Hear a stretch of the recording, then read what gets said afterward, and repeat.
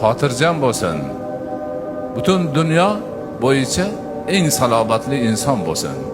Alloh bilan doimo bog'lanib tursin. Allohdan bir zum chetda qolmasin.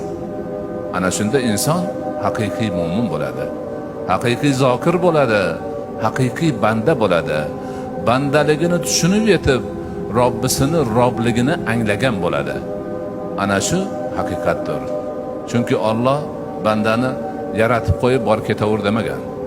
Yaratgan ham Alloh, tutib turadigan ham Alloh, har bir harakatidan xabardor ham Alloh, xayolidan nima kechayotganini biladigan ham Alloh. Hammasi Allohning nazari ostida. Bilib turibdi, ko'rib turibdi, hisobini qilib turibdi.